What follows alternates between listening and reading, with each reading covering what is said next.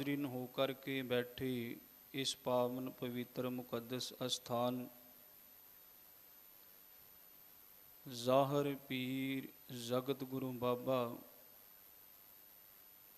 ਧੰਨ ਧੰਨ ਸ੍ਰੀ ਗੁਰੂ ਨਾਨਕ ਦੇਵ ਮਹਾਰਾਜ ਜੀ ਜਿਨ੍ਹਾਂ ਦੀ ਪਾਵਨ ਚਰਨ ਛੋਹ ਪ੍ਰਾਪਤ ਅਸਥਾਨ ਗੁਰਦੁਆਰਾ ਨਾਨਕ ਪਿਆਉ ਸਾਹਿਬ ਵਿਖੇ ਅੰਮ੍ਰਿਤ ਵੇਲੇ ਤੋਂ ਸਜੇ ਦੀਵਾਨਾਂ ਵਿੱਚ ਜੁੜ ਮਿਲ ਕਰਕੇ ਬੈਠੇ ਗੁਰੂ ਪਿਆਰੇ ਗੁਰੂ ਸਵਾਰੇ ਗੁਰੂ ਰੂਪ ਸਾਧ ਸੰਗਤ ਜੀ, ਆਪ ਜੀ ਸ੍ਰੇਸ਼ਟ ਭਾਗਾਂ ਵਾਲੇ ਹੋ, ਬਹੁਤ ਚੰਗੇ ਭਾਗ ਨੇ ਜੋ ਕਿ ਆਪਣੇ ਜੀਵਨ ਦੀਆਂ ਕੁਝ ਕੁ ਅਮੋਲਕ ਸਵਾਸਾਂ ਰੂਪੀ ਘੜੀਆਂ ਨੂੰ ਸਫਲਾ ਕਰਨ ਦਾ ਆਪ ਜੀ ਸਫਲ ਯਤਨ ਕਰ ਰਹੇ ਹੋ। ਆਓ ਦਾਸ ਤੋਂ ਪਹਿਲਾਂ ਆਪ ਜੀਆਂ ਨੇ ਗੁਰੂ ਸਵਾਰਿਆਂ ਪਾਸੋਂ ਰੋਜ਼ਾਨਾ ਹੀ ਜੋ ਇਸ ਗੁਰੂ ਘਰ ਦੀ ਮਰਿਆਦਾ ਹੈ ਉਸ ਮਰਿਆਦਾ ਨੂੰ ਨਿਭਾਉਂਦਿਆਂ ਹੋਇਆ ਆਸਾ ਕੀ ਵਾਰ ਗੁਰਬਾਣੀ ਦੇ ਸ਼ਬਦ ਕੀਰਤਨ ਸ਼ਰਵਣ ਕੀਤੇ ਨੇ। ਹੁਣ ਦਾ ਜੋ ਸਮਾਂ ਲੜੀਵਾਰ ਗੁਰੂ ਸ਼ਬਦ ਵਿਚਾਰ ਦੇ ਨਾਲ ਜੁੜਨ ਦਾ ਸਮਾਂ, ਸਤਿਗੁਰੂ ਜੀ ਕਿਰਪਾ ਕਰਨ ਜੋ ਅੱਜ ਦੇ ਪਾਵਨ ਸ਼ਬਦ ਦੇ ਅੰਦਰ ਸ਼੍ਰੋਮਣੀ ਭਗਤ ਕਬੀਰ ਸਾਹਿਬ ਜੀ ਨੇ ਜੋ ਉਪਦੇਸ਼ ਦਿੱਤਾ ਹੈ, ਜੋ ਹੁਕਮ ਕੀਤਾ ਹੈ, ਉਹ ਹੁਕਮ ਅਤੇ ਉਪਦੇਸ਼ ਅਸੀਂ ਆਪਣੇ ਜੀਵਨ ਦੇ ਅੰਦਰ ਕਮਾ ਸਕੀਏ।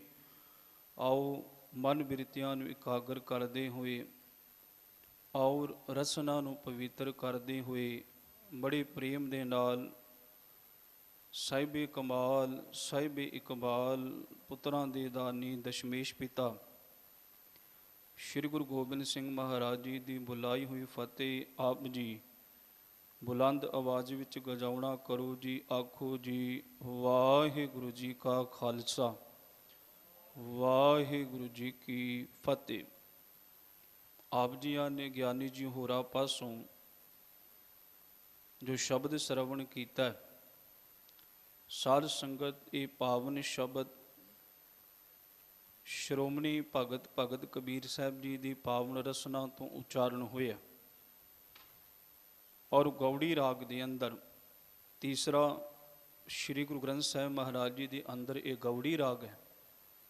ਗੌੜੀ ਰਾਗ ਦੇ ਸਿਰਲੇਖ ਹੇਠਾਂ ਇਹ ਪਾਵਨ ਸ਼ਬਦ ਦਰਜ ਹੈ ਔਰ 4 ਪਦਿਆਂ ਵਾਲਾ ਇਹ ਸ਼ਬਦ ਹੈ।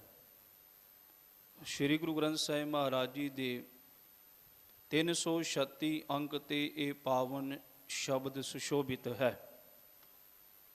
ਹੁਣ ਜੋ ਪਹਿਲੀਆਂ ਕਿਉਂਕਿ ਰਹਾਉ ਵਾਲੀਆਂ ਪੰਕਤੀਆਂ ਜੋ ਸਾਡੇ ਸਨਮੁਖ ਕਬੀਰ ਸਾਹਿਬ ਜੀ ਨੇ ਰੱਖੀਆਂ ਨੇ, ਤੇ ਦਾਸ ਨੇ ਕੱਲ੍ਹ ਵੀ ਜ਼ਿਕਰ ਕੀਤਾ ਸੀ ਕਿ ਰਹਾਉ ਦਾ ਅਰਥ ਇਹ ਬਣਦਾ ਕਿ ਠਹਿਰ ਜਾਣਾ ਜਾਂ ਰੁਕ ਜਾਣਾ, ਕਿ ਇਹ ਸ਼ਬਦ ਦਾ ਜਿਹੜਾ ਕੇਂਦਰੀ ਭਾਵ ਹੈ ਇਹ ਰਹਾਉ ਦੇ ਸ਼ਬਦ ਦੇ ਰਹਾਉ ਦੀ ਪੰਕਤੀਆਂ ਦੇ ਇਰਦ ਗਿਰਦ ਘੁੰਮ ਰਿਹਾ।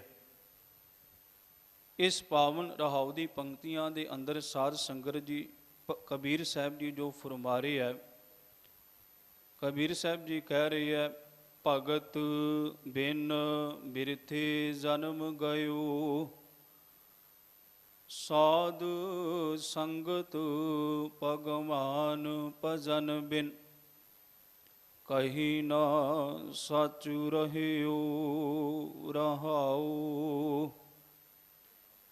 ਭਗਤ ਕਬੀਰ ਸਾਹਿਬ ਜੀ ਕਹਿ ਰਹੇ ਹੈ ਕਿ ਸੰਸਾਰ ਦੇ ਅੰਦਰ ਅਸਲ ਦੇ ਅੰਦਰ ਗੁਰੂ ਦੀ ਭਗਤੀ ਤੋਂ ਬਿਨਾਂ, ਗੁਰੂ ਦੇ ਸਿਮਰਨ ਤੋਂ ਬਿਨਾਂ, ਉਸ ਦੇ ਨਾਮ ਤੋਂ ਬਿਨਾਂ ਜੋ ਜਨਮ ਹੈ, ਜੋ ਮਨੁੱਖਾ ਜਨਮ ਹੈ, ਇਹ ਵਿਅਰਥਾ ਚਲਾ ਜਾਂਦਾ ਹੈ।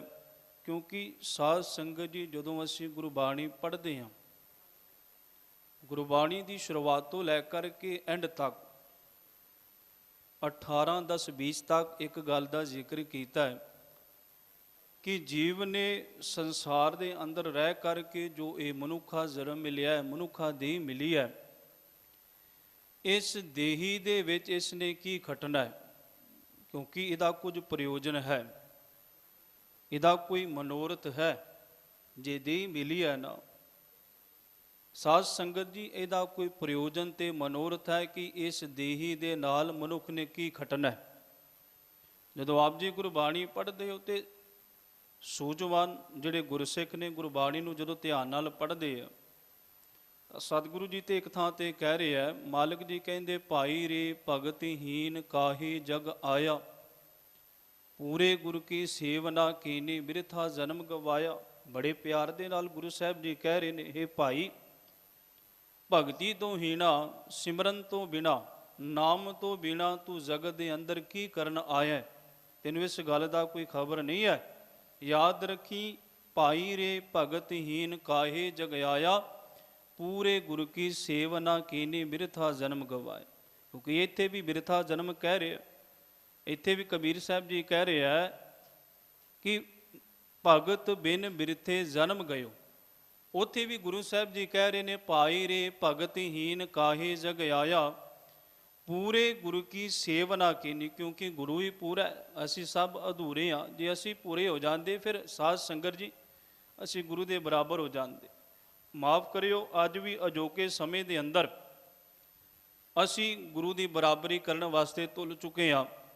ਦੇਖੋ, ਇੱਕ ਪਾਸੇ ਅਸੀਂ ਗੁਰੂ ਨੂੰ ਜਿੱਥੇ ਮੱਥਾ ਟੇਕ ਰਹੇ ਹਾਂ ਨਾ, ਉੱਥੇ ਅਸੀਂ ਸਵਾਲ ਵੀ ਖੜੇ ਕਰ ਰਹੇ ਹਾਂ। ਹਾਲਾਂਕਿ ਗੁਰਬਾਣੀ ਤੇ ਵੀ ਕਹਿੰਦੀ ਹੈ, ਸਲਾਮ ਜਵਾਬ ਦੋਵੇਂ ਕਰੈ, ਮੁੰਡੋ ਕੁੱਥਾਂ ਜਾਏ, ਨਾਨਕ ਦੋਵੇਂ ਕੂੜੀਆਂ, ਥਾਏ ਨਾ ਕਾਈ ਪਾਈ। ਜਿਹੜਾ ਗੁਰੂ ਨੂੰ ਮੱਥਾ ਵੀ ਟੇਕ ਰਿਹਾ, ਗੁਰੂ ਨੂੰ ਸਵਾਲ ਵੀ ਕਰ ਰਿਹਾ, ਮਾਲਕ ਜੀ ਕਹਿੰਦੇ, ਯਾਦ ਰੱਖੀ, ਇਹ ਗੁਰੂ ਕੇ ਸਿੱਖਾ, ਉਹ ਮੁੰਡੋ ਤੋਂ ਹੀ ਉਸ ਨੂੰ ਉਖਾੜ ਦਿੱਤਾ ਜਾਂਦਾ, ਉਹਨੂੰ ਫਿਰ ਕੋਈ ਜਗ੍ਹਾ ਨਹੀਂ ਮਿਲਦੀ।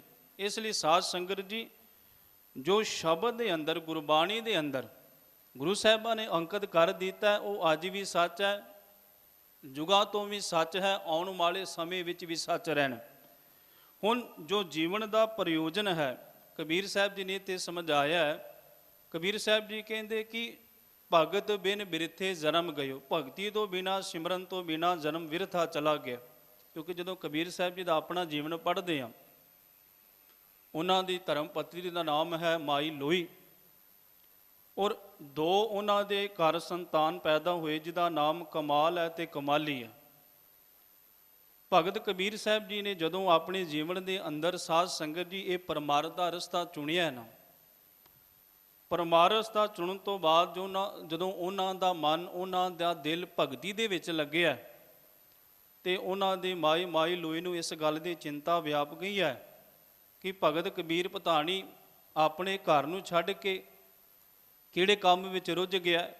ਕਿਉਂਕਿ ਅਸਲ ਦੇ ਅੰਦਰ ਸਾਧ ਸੰਗਤ, ਸੰਸਾਰ ਦੇ ਅੰਦਰ ਮਨੁੱਖ ਆਪਣੇ ਕੰਮਾਂ ਨੂੰ ਪ੍ਰਮੁੱਖ ਸਮਝ ਕੇ ਬੈਠਾ। ਹੁਣ ਭਗਤ ਕਬੀਰ ਸਾਹਿਬ ਜੀ ਨੇ ਵੀ ਇਹ ਆਪਣੇ ਜੀਵਨ ਦੇ ਅੰਦਰ, ਜਦੋਂ ਉਹਨਾਂ ਦੇ ਜੀਵਨ ਦੇ ਅੰਦਰ ਤਬਦੀਲੀ ਆਈ ਹੈ, ਉਹਨਾਂ ਨੇ ਆਪਣਾ ਘਰ-ਬਾਰ ਛੱਡਿਆ, ਉਹਨਾਂ ਨੇ ਆਪਣਾ ਸਭ ਕੁਝ ਸੁੱਖ ਸੁਵਿਧਾ ਛੱਡ ਕੇ ਪ੍ਰਮਾਤਮਾ ਦੀ ਭਗਤੀ ਦੇ ਵਿੱਚ ਆਪਣੇ ਚਿੱਤ ਨੂੰ ਜੋੜਿਆ।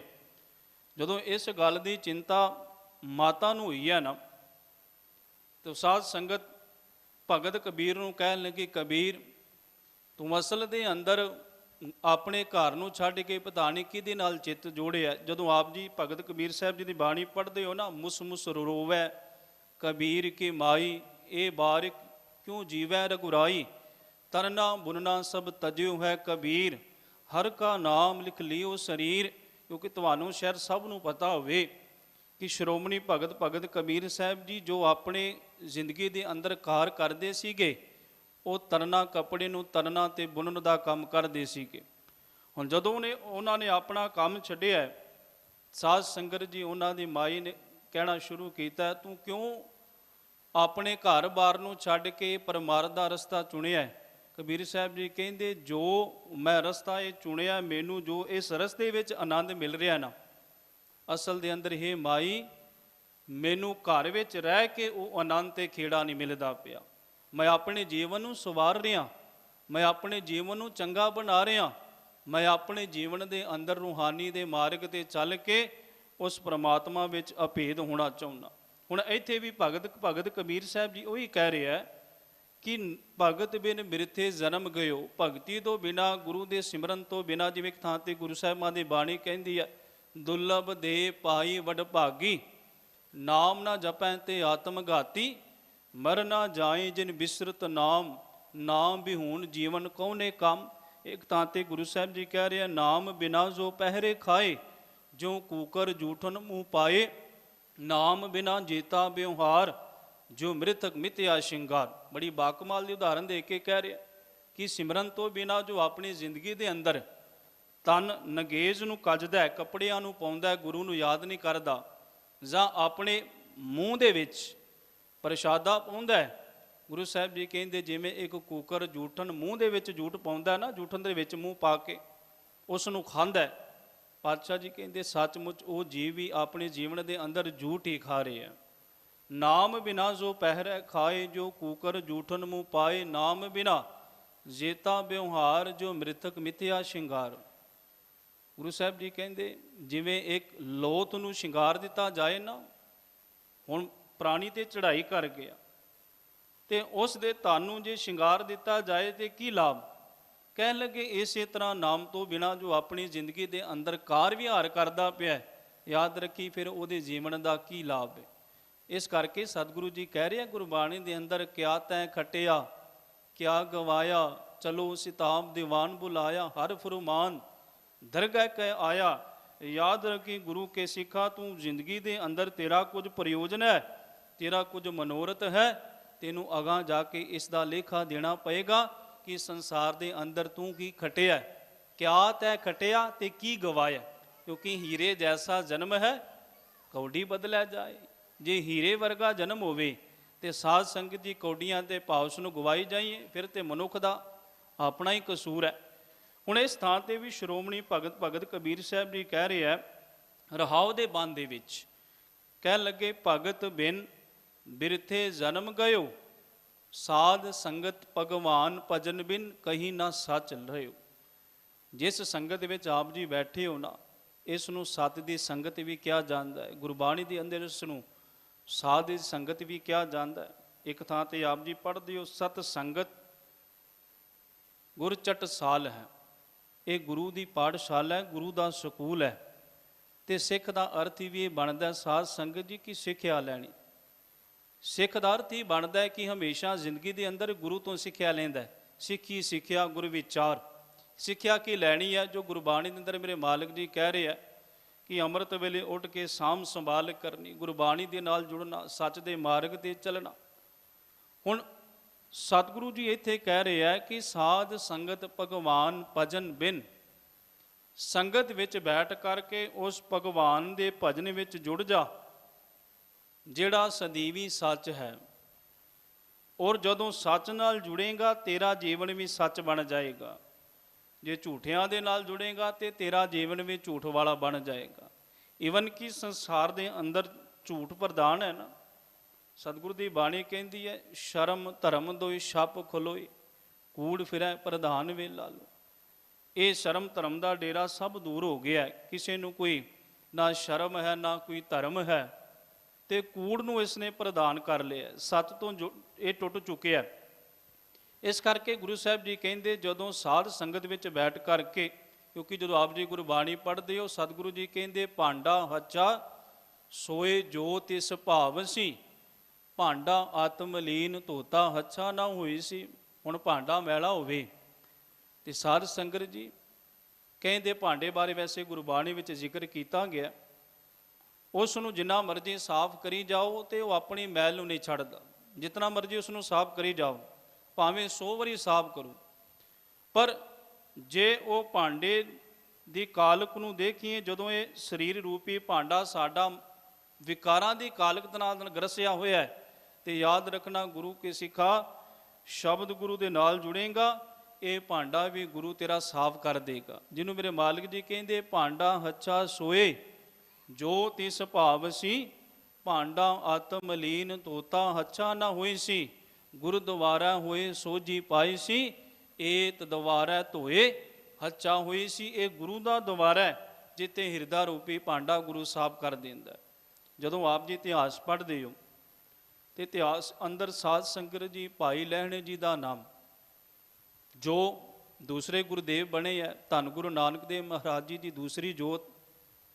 ਔਰ ਸਾਧ ਸੰਗਤ ਜੀ ਗੁਰੂ ਸਾਹਿਬਾਂ ਨੂੰ ਕਹਿਣਾ ਪਿਆ, ਲਹਿਣੇ ਦੀ ਫਹਿਰਾਈਆ ਨਾਨਕਾ ਦੋਹੀ ਕੱਟੀਆ, ਜੋਤ ਓਹਾ ਜੁਗਤ ਸਾਏ ਸਹਿ ਕਾਇਆ ਫੇਰ ਪਲਟੀ ਹੈ। ਇਹ ਕਾਇਆ ਦੇ ਵਿੱਚ ਜੋਤ ਐਵੇਂ ਨਹੀਂ ਟਿਕੀ ਉਹਨਾਂ ਦੇ, ਗੁਰੂ ਨਾਨਕ ਦੇਵ ਮਹਾਰਾਜ ਜੀ ਦੀ। ਭਾਈ ਲਹਿਣੇ ਜੀ ਦੇ ਜੀਵਨ ਜਦੋਂ ਪੜ੍ਹਦੇ ਆ ਤੇ ਤੁਹਾਨੂੰ ਸ਼ਾਇਦ ਸਭ ਨੂੰ ਪਤਾ ਹੋਵੇਗਾ ਕਿ ਦੇਵੀ ਦੇਵਤਿਆਂ ਨੂੰ ਪੂਜਣ ਵਾਲੇ ਨੇ। ਪਹਿਲਾਂ ਉਹਨਾਂ ਦਾ ਜੋ ਜੀਵਨ ਸੀਗਾ, ਗੁਰਤਾ ਗੱਦੀ ਗੁਰੂ ਨਾਨਕ ਦੇਵ ਮਹਾਰਾਜ ਜੀ ਦੀ ਮਿਲਣ ਤੋਂ ਪਹਿਲਾਂ ਦਾ ਜੋ ਜੀਵਨ ਸੀਗਾ, ਦੇਵੀ ਦੇਵਤਿਆਂ ਨੂੰ ਪੂਜਣ ਵਾਲੇ ਹੈ। ਔਰ ਸਾਧ ਸੰਗਤ ਜੀ ਜਥੇ ਦੇ ਨਾਲ ਜਾਣਾ, ਦੇਵੀਆਂ ਨੂੰ ਜਾ ਕੇ ਉਹਨਾਂ ਦੀ ਪੂਜਾ ਕਰਨੀ, ਇਹ ਉਹਨਾਂ ਦਾ ਕਰਮ ਬਣ ਗਿਆ। ਇੱਕ ਦਿਨ ਭਾਈ ਜੋਧ ਜੋ ਬਹੁਤ ਹੀ ਸਤਿਕਾਰਯੋਗ ਹਸਤੀ ਨੇ, ਉਹਨਾਂ ਦੀ ਰਸਨਾ ਤੋਂ ਉਹਨਾਂ ਨੇ ਸ਼ਬਦ ਸੁਣਿਆ। ਸ਼ਬਦ ਇਹ ਸੁਣਿਆ, ਜਿਤ ਸੇਵਿਆ ਸੁਖ ਪਾਈਐ, ਸੋ ਸਾਹਿਬ ਸਦਾ ਸੰਭਾਲੀਐ। ਜਿਤ ਕੀਤਾ ਪਾਈਐ ਆਪਣਾ, ਸੋ ਕਾਲ ਗੁਰੂ ਕਿਉ ਘਾਲੀਐ। ਮੰਦਾ ਮੂਲ ਨਾ ਕੀਚੇ, ਤੇ ਲੰਮੀ ਨਦਰ ਨੇ ਹਾਲੀਐ। ਹੁਣ ਜਦੋਂ ਇਹ ਸ਼ਬਦ ਉਹਨਾਂ ਨੇ ਸੁਣਿਆ ਭਾਈ ਲਹਿਣੇ ਨੇ ਭਾਈ ਜੋਧ ਤੋਂ, ਤੇ ਭਾਈ ਜੋਧ ਨੂੰ ਸਵਾਲ ਕੀਤਾ ਕਿ ਭਾਈ ਜੋਧ, ਜੋ ਤੂੰ ਮੈਨੂੰ ਇਹ ਬਾਣੀ ਸੁਣਾਈ ਹੈ, ਇਹ ਕਿਹਦੀ ਰਚੀ ਬਾਣੀ ਹੈ? ਮੈਨੂੰ ਬੜਾ ਆਨੰਦ ਆਇਆ, ਬੜਾ ਖੇੜਾ ਆਇਆ। ਭਾਈ ਜੋਧ ਕਹਿਣ ਲੱਗੇ, ਇਹ ਕਰਤਾਰਪੁਰ ਸਾਹਿਬ ਵਿਖੇ ਧੰਨ ਗੁਰੂ ਨਾਨਕ ਦੇਵ ਮਹਾਰਾਜ ਜੀ ਪ੍ਰਗਟੇ ਨੇ, ਉਹਨਾਂ ਦੀ ਰਸਨਾ ਤੋਂ ਉਚਾਰਨ ਹੋਏ ਬੋਲ ਨੇ। ਭਾਈ ਜੋਧ ਨੇ ਜਦੋਂ ਇਹ ਭਾਈ ਲਹਿਣੇ ਨੂੰ ਕਹੇ, ਭਾਈ ਲਹਿਣੇ ਨੇ ਸਾਧ ਸੰਗਤ ਜੀ ਦੂਸਰਾ ਸਵਾਲ ਕੀਤਾ ਕਿ ਭਾਈ ਜੋਧ, ਮੈਨੂੰ ਗੁਰੂ ਨਾਨਕ ਕੋਲ ਲੈ ਜਾ, ਉਹਦੇ ਕੋਲ ਲੈ ਜਾ ਜੋ ਇਹ ਸ਼ਬਦ ਨੂੰ ਸੁਣਾਇਆ। ਕਹਿਣ ਲੱਗੇ, ਪਹਿਲੀ ਵਾਰ ਜਦੋਂ ਮੁਲਾਕਾਤ ਭਾਈ ਲਹਿਣਾ ਜੀ ਧੰਨ ਗੁਰੂ ਨਾਨਕ ਦੇਵ ਮਹਾਰਾਜ ਜੀ ਦੇ ਨਾਲ ਹੋਈ ਹੈ ਨਾ, ਤੇ ਗੁਰੂ ਨਾਨਕ ਦੇਵ ਮਹਾਰਾਜ ਨੂੰ ਉਹ ਪਛਾਣ ਨਹੀਂ ਸਕੇ। ਸਾਧ ਸੰਗਤ ਜੀ ਜਦੋਂ ਭਾਈ ਲਹਿਣੇ ਨੇ ਧੰਨ ਗੁਰੂ ਨਾਨਕ ਦੇਵ ਮਹਾਰਾਜ ਨੇ ਭਾਈ ਲਹਿਣੇ ਨੂੰ ਪੁੱਛਿਆ, ਕਰਤਾਰਪੁਰ ਸਾਹਿਬ ਖੰਡੂਰ ਤੋਂ ਚੱਲ ਕੇ ਕਰਤਾਰਪੁਰ ਸਾਹਿਬ ਵਿਖੇ ਭਾਈ ਲਹਿਣਾ ਜੀ ਆਏ ਨੇ। ਧੰਨ ਗੁਰੂ ਨਾਨਕ ਦੇਵ ਮਹਾਰਾਜ ਨੇ ਪੁੱਛਿਆ ਕਿ ਤੇਰਾ ਨਾਮ ਕੀ ਹੈ? ਕਹਿਣ ਲੱਗਾ, ਮੇਰਾ ਨਾਮ ਹੈ ਭਾਈ ਲਹਿਣਾ।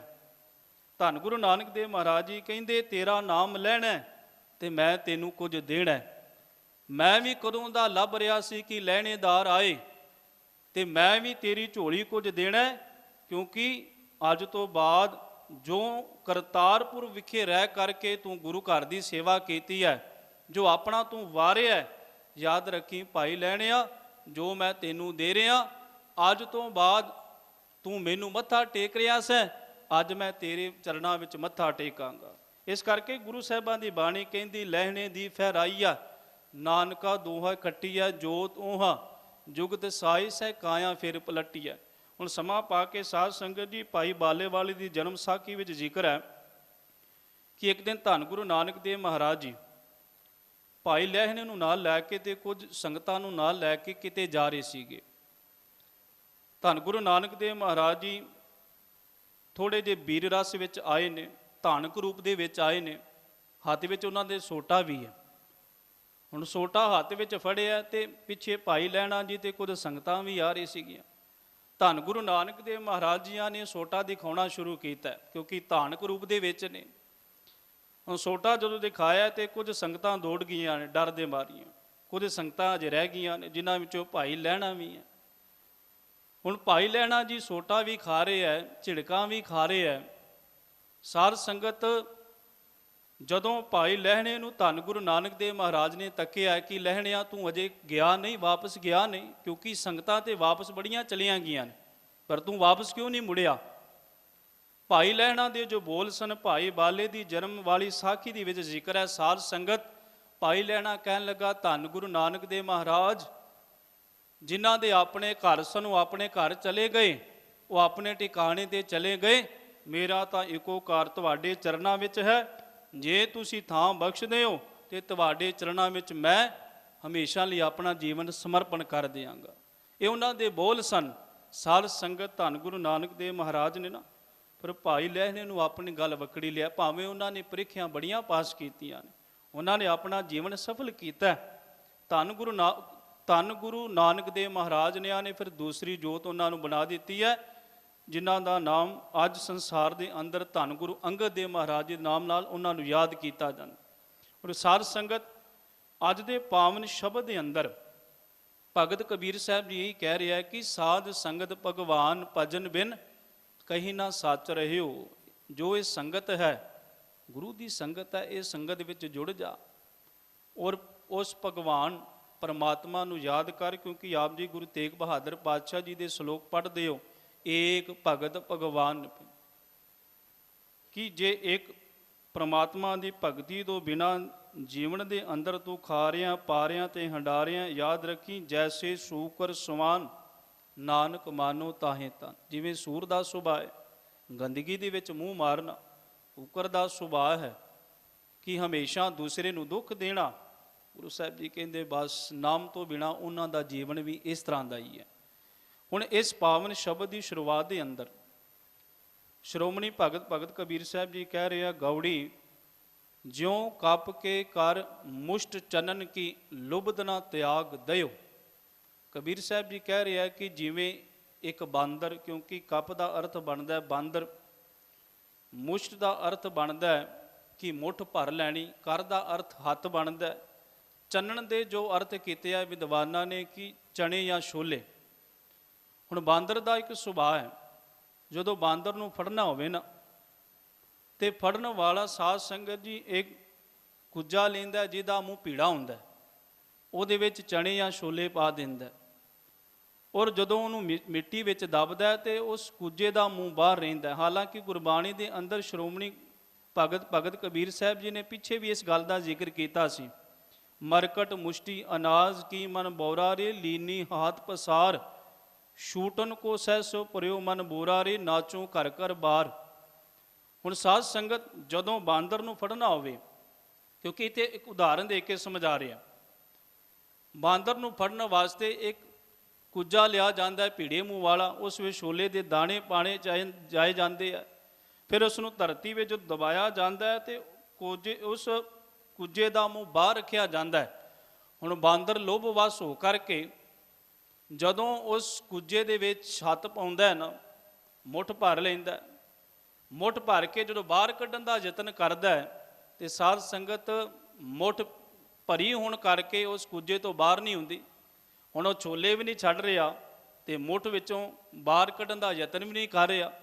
ਇਸ ਤਰ੍ਹਾਂ ਬਾਂਦਰ ਫੜਿਆ ਜਾਂਦਾ ਹੈ। ਹੁਣ ਇਸ ਥਾਂ 'ਤੇ ਵੀ ਸ਼੍ਰੋਮਣੀ ਭਗਤ ਕਬੀਰ ਸਾਹਿਬ ਜੀ ਸਮਝਾ ਰਹੇ ਹੈ ਕਿ ਜ਼ਿੰਦਗੀ ਦੇ ਅੰਦਰ ਮਨੁੱਖ ਲਾਲਚ ਵਸ ਹੋ ਕਰਕੇ ਜੋ ਜੋ ਕਰਮ ਕੀਏ ਲਾਲਚ ਸਿਓ ਤੇ ਫਿਰ ਗਰਹਿ ਪਰਿਓ, ਕਿ ਲਾਲਚ ਵਸ ਹੋ ਕੇ ਜੋ ਮਨੁੱਖ ਆਪਣੀ ਜ਼ਿੰਦਗੀ ਦੇ ਅੰਦਰ ਕਰਮ ਕਰ ਰਿਹਾ ਨਾ, ਸਮਝ ਲਓ ਫਿਰ ਉਹ ਆਪਣੇ ਗਲ ਵਿੱਚ ਜਮਾਂ ਦੀ ਫਾਹੀ ਹੀ ਪਾ ਰਿਹਾ। ਕਿਉਂਕਿ ਸਾਧ ਸੰਗਤ ਜੀ ਗੁਰਬਾਣੀ ਦੇ ਅੰਦਰ, ਗੁਰੂ ਸ਼ਬਦ ਦੇ ਅੰਦਰ 5 ਰੋਗਾਂ ਦਾ ਜ਼ਿਕਰ ਹੈ। ਇਸ ਦੇਹੀ ਅੰਦਰ ਪੰਜ ਚੋਰ ਵਸੈ, ਕਾਮ ਕ੍ਰੋਧ ਲੋਭ ਮੋਹ ਹੰਕਾਰਾ, ਉੱਥੇ ਲੋਭ ਦਾ ਵੀ ਜ਼ਿਕਰ ਹੈ। ਅੰਮ੍ਰਿਤ ਲੂਟੈ ਮਨ ਮੁਖ ਨਹੀਂ ਬੂਝੈ, ਕੋਈ ਨਾ ਸੁਣੈ ਪੁਕਾਰਾ, ਉਹਦੇ ਵਿੱਚ ਲੋਭ ਦਾ ਵੀ ਜ਼ਿਕਰ ਹੈ। ਹੁਣ ਲੋਭ ਦਾ ਅਰਥ ਗੁਰਬਾਣੀ ਦੇ ਅੰਦਰ ਜੋ ਵਿਦਵਾਨਾਂ ਨੇ ਅਰਥ ਕੀਤੇ ਆ, ਇਸ ਨੂੰ ਤ੍ਰਿਸ਼ਨਾ ਵੀ ਕਹਿ ਲਈਏ, ਇਸ ਨੂੰ ਲਾਲਚ ਵੀ ਕਹਿ ਲਈਏ। ਵੱਡੇ ਵੱਡੇ ਰਾਜਨ ਅਰ ਭੂਮਨ ਤਾਂ ਕਿ ਤ੍ਰਿਸ਼ਨਾ ਬੂਝੀ, ਲਪਟ ਰਹੇ ਮਾਇਆ ਰੰਗ ਮਾਤੇ ਲੋਚਨ ਕਛੂ ਨਾ ਬੂਝੀ। ਹੁਣ ਅੱਗ ਦਾ ਇੱਕ ਸੁਭਾਅ ਹੈ, ਉਹਦੇ ਅੰਦਰ ਭਾਵੇਂ ਤੁਸੀਂ ਲੱਖ ਮਨ ਲੱਕੜਾਂ ਪਾ ਦਿਓ, ਬਹੁਤ ਟਨ ਲੱਕੜਾਂ ਪਾ ਦਿਓ, ਬੇਅੰਤ ਪਾ ਦਿਓ, ਅੱਗ ਉਸ ਲੱਕੜਾਂ ਨੂੰ ਸੁਆਹ ਕਰ ਦੇਗੀ। ਅੱਗ ਦੀ ਤ੍ਰਿਪਤੀ ਕਦੇ ਨਹੀਂ ਹੋਵੇਗੀ। ਇਸੇ ਤਰ੍ਹਾਂ ਸੰਸਾਰ ਦੇ ਅੰਦਰ ਸਾਧ ਸੰਗਤ ਜੀਵਾਂ ਦੀ ਹਾਲਤ ਬਣ ਗਈ ਹੈ ਕਿ ਲੋਭ ਵਸ ਹੋ ਕਰਕੇ ਇਸ ਕੋਲ ਸਭ ਕੁਝ ਹੈ, ਪਰਮਾਤਮਾ ਨੇ ਸਭ ਕੁਝ ਦਿੱਤਾ ਹੈ, ਫਿਰ ਵੀ ਇਹ ਕਹਿ ਰਿਹਾ ਕਿ ਆਹ ਕੁਝ ਮੇਰਾ ਤੇ ਆਹ ਕੁਝ ਮੇਰਾ। ਜਿਹਨੂੰ ਮੇਰੇ ਮਾਲਕ ਜੀ ਕਹਿੰਦੇ ਤ੍ਰਿਸ਼ਨਾ ਮਿਰਲੇ ਹੀ ਕੀ ਬੂਝੀਏ, ਕੋਟ ਜੋਰੇ ਲੱਖ ਕਰੋੜੇ ਮਨ ਨਾ ਹੋਰੇ, ਪਰੈ ਪਰੈ ਹੀ ਕਿਉ ਲੂਝੀਏ। ਲੱਖਾਂ ਜੋੜਦਾ ਹੈ, ਕਰੋੜਾਂ ਤੇ ਆ ਜਾਂਦਾ ਹੈ, ਅਰਬਾਂ ਖਰਬਾਂ ਤੇ ਆ ਜਾਂਦਾ ਹੈ। ਮਾਫ ਕਰਿਓ, ਮਾਲਕ ਦੀ ਬਾਣੀ ਕਹਿੰਦੀ ਹੋਰ ਫਿਰ ਅਗਾਂ ਦੀ ਬਿਰਤੀ ਹੋਰ ਲਾਲਚ ਵਸ ਹੋ ਕਰਕੇ ਅਗਾਂ ਹੋਰ ਪ੍ਰਾਪਤ ਕਰਨ ਵਾਸਤੇ ਭਟਕ ਰਿਹਾ। ਇੱਕ ਥਾਂ ਤੇ ਆਪ ਜੀ ਪੜ੍ਹ ਦਿਓ ਨਾ ਗੁਰੂ ਸਾਹਿਬਾਂ ਦਾ ਬਚਨ, ਲੋਭ ਲਹਿਰ ਅਤ ਨੀਜਰ ਬਾਜੈ, ਕਾਇਆ ਡੂਬੇ ਕੇਸਵਾ, ਸੰਸਾਰ ਸਮੁੰਦੇ ਤਾਰ ਗੋਬਿੰਦੇ, ਤਾਰ ਲੈ ਬਾਪ ਬੀਠੁਲਾ। ਇੱਥੋਂ ਤਾਂ ਗੁਰੂ ਸਾਹਿਬਾਂ ਦੀ ਬਾਣੀ ਕਹਿੰਦੀ ਹੈ, ਲੋਭੀ ਕਾਵੇ ਸਾਹ ਨਾ ਕੀਜੈ, ਜੇ ਕਾ ਪਾਰ ਵਸਾਏ, ਅੰਤ ਕਾਲ ਤਿਥੈ ਤੂੰ ਹੈ, ਜਿੱਥੇ ਆਤਨ ਪਾਏ। ਕਿ ਜਿਹੜਾ ਲੋਭੀ ਬੰਦਾ ਹੈ ਨਾ, ਉਹਦਾ ਵਿਸਾਹ ਕਰਨਾ, ਵਿਸ਼ਵਾਸ ਵੀ ਨਹੀਂ ਕਰਨਾ ਚਾਹੀਦਾ। ਉਹ ਉਸ ਥਾਂ 'ਤੇ ਧੋਖਾ ਦਿੰਦਾ ਹੈ ਜਿਸ ਥਾਂ ਤੇ ਮਨੁੱਖ ਨੂੰ ਕੋਈ ਆਸ ਵੀ ਨਾ ਹੋਵੇ। ਇਸ ਕਰਕੇ ਧੰਨ ਗੁਰੂ ਗ੍ਰੰਥ ਸਾਹਿਬ ਮਹਾਰਾਜ ਜੀ ਦੀ ਅੰਮ੍ਰਿਤਮਈ ਬਾਣੀ ਦੇ ਅੰਦਰ ਲੋਭ ਵਿੱਚੋਂ ਬਚਣ ਵਾਸਤੇ ਤੇ ਸੰਜਮ ਵਿੱਚ ਰਹਿਣ ਵਾਸਤੇ ਗੁਰੂ ਸਾਹਿਬਾਨ ਨੇ ਉਪਦੇਸ਼ ਦਿੱਤਾ ਹੈ।